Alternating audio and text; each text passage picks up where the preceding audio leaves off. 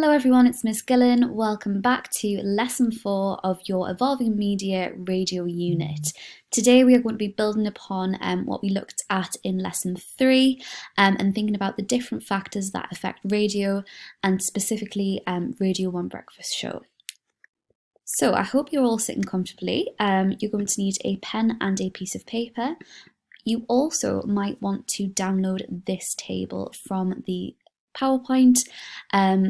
If you can't do that, you can just copy it down on a piece of paper, but this is the grid that we are going to be using today. So we've got knowledge on the left hand side, and then at the top we've got for radio, and in particular the Radio 1 Breakfast Show, key facts, figures and statistics, and an example question might be. So this is going to be a grid that you're not going to be only using this lesson, but throughout your study of the unit, okay? So this is something that you are going to be coming back to. So it's quite a large grid, okay? It's got 2 different axes. So make sure that you are filling these out in good detail.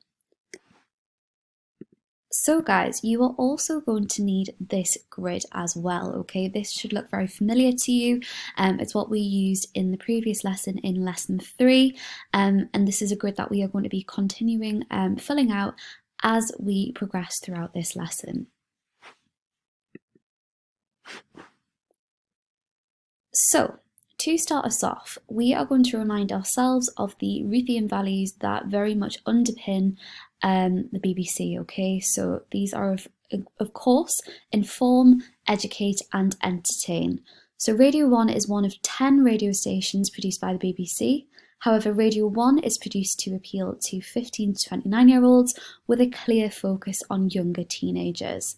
New music is a key component of Radio 1, with well-known and little-known artists played alongside one another, okay? So it very much acts as a platform for new and emerging talent. There is also a key focus on offering documentaries, advice campaigns, and other features that cater primarily for younger people. So what I would like you to do now is to go online and have a look at the Radio 1 website for yourself, okay? And consider this question and make notes on your ideas. How does Radio 1 cater for young people, so people like yourself? And how do they attempt to appeal to a younger audience? So what is it about the website which very much appeals to this demographic of 15 to 29-year-olds? I'll give you about 5 minutes to complete this task. So pause this video, return in 5 minutes, and make sure that you are answering this question and uploading it to your blog once you are done. Hello everyone, welcome back. Hopefully you've had some time to get a real feel for the Radio 1 website and what it is that specifically appeals to the 15 to 29-year-old demographic. Of course, if we were in class now, we would be having that discussion and you would be discussing with your peers what it is and what are the key features, but make sure that you are uploading these ideas to your blogs, and I know that your media teachers will be interested to see your thoughts. So, the next activity considers the positives and negatives of Radio 1. So based on what we have covered so far, I would like you to create a list of reasons which make Radio 1 something to celebrate. So consider any negatives you can think of regarding Radio 1. So I've got an example for you here. On the left hand side, we've got positives, so the idea of no advertising due to being paid by the license fee, okay? So you don't have to listen to annoying adverts in between each song because the radio is funded by the public, but negatives are that there are clear restrictions in place due to the BBC being a PSB, okay? So I would like you to take about 8 minutes or so on this task, okay? And I would aim for about 5 points for each side, okay?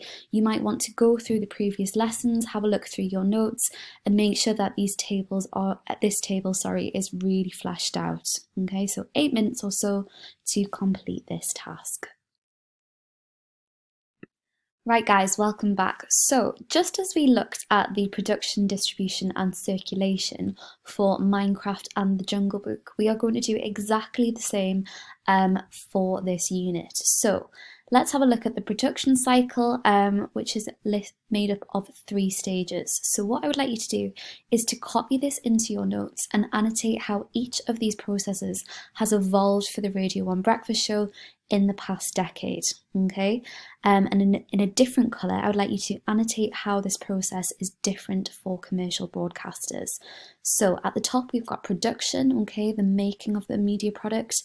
We've then got distribution, okay, the marketing of it. So identifying and building a market for the product, letting people know it's there and making them want it.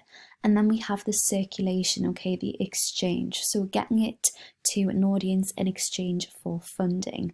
So 5 minutes or so to make a note of this this production cycle and have a go at annotating it. This is again something that you are going to return to as you continue throughout the unit. So make sure that you have this copied down, and I will see you in 5 minutes or so. Hello everyone, welcome back. So one of the ways in which the BBC targets its audiences is through BBC Sounds, okay? So this is a free app which people can download to listen to music, radio and podcasts. So I would like you to click on the YouTube video and have a listen to the promotional video, okay?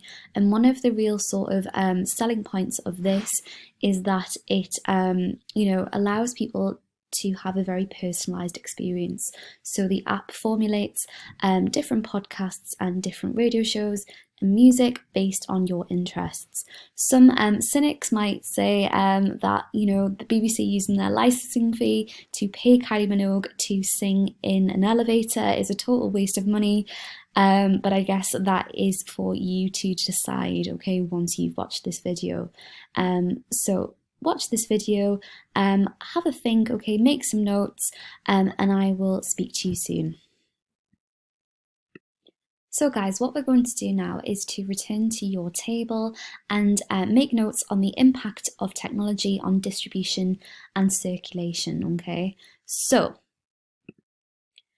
radio uses a range of modes for broadcasting. BBC, for example, via live streaming and podcasts on BBC Sounds, iPlayer on TV, and extra content on digital stations, and more outside broadcasts and events. Radio uses app to reach audiences. So the BBC has recently launched BBC Sounds, an equivalent to iPlayer, featuring podcasts, highlights and exclusives from their 10 radio shows, okay? So that is what you have just watched on the video. This move from the BBC is quite a smart one. They are very aware that we are all kind of chained to our iPhones. So this idea of using apps to reach audiences is very, very clever in the way in which it widens their demographic. Radio usually has no duty other than to be popular with audiences, but the BBC has a public duty to promote technological development, for example digital technologies such as the BBC Sounds, to prepare for media convergence. This licence payer funded obligation gives PSB popular music radio programming a technological edge compared to commercial popular music radio programming. In addition to this, content from radio shows is distributed across a range of platforms using convergence, for example, BBC Sounds, downloadable podcasts and YouTube, which encourages engagement with a younger audience who are predominantly the early adopters of new social media technologies, okay? So the BBC here is targeting young people like yourself who are traditionally quite technologically savvy. So guys, what I'd like you to do now is to number the specification statements and add that number to these facts, okay? Notice this time I have started with a radio point, okay? So when we say that radio uses a range of modes for broadcasting, this is starting with your macro, okay, before zooming in on the micro, okay? So radio uses a range of modes for broadcasting, macro, BBC, for example, micro, okay?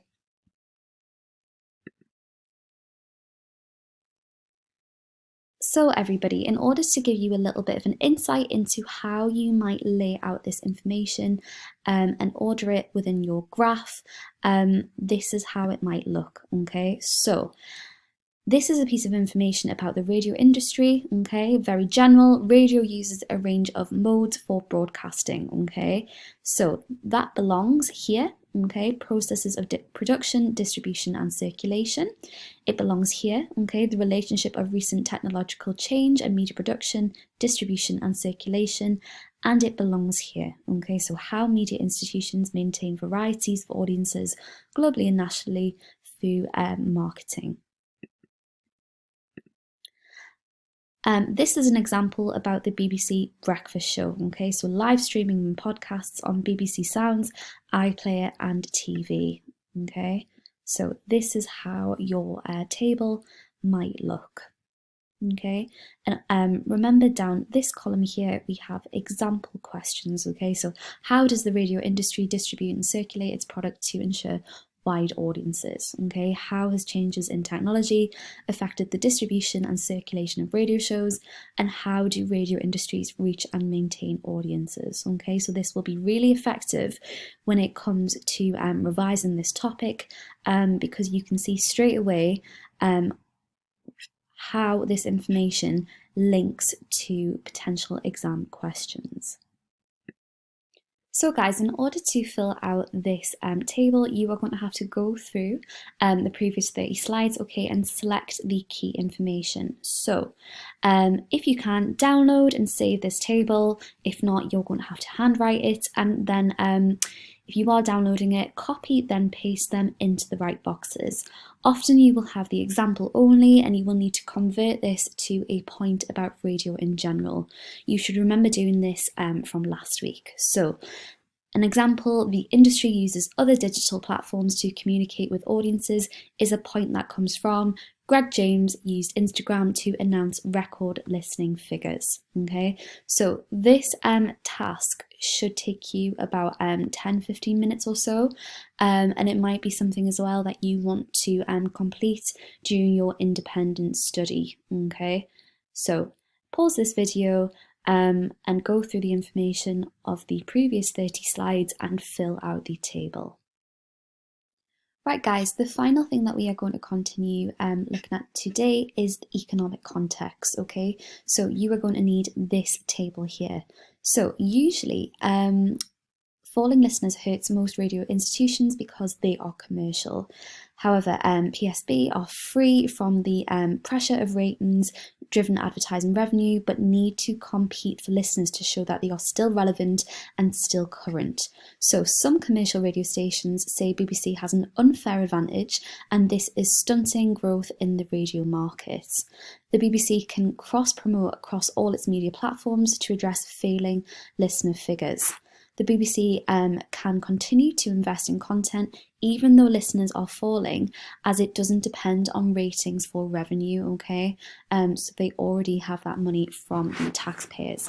BBC Radio 1's core target audience of 15 to 29-year-olds are digital natives who are listening to less and less radio, and according to RAJAR audience figures, the numbers of 16 to 24s reached by radio has fallen by nearly 15%, okay? So in a decade, in 2017, Nick Grimshaw recorded the lowest listening figures for BBC Radio 1's Breakfast Show since records began, okay? So finally, what I would like you to do is to summarise the issue of falling listeners and how it affects the radio industry generally, but not Radio 1 Breakfast Show, in the economic context boxes, okay? So filling out this box here, okay? Thank you very much, everyone. Good luck.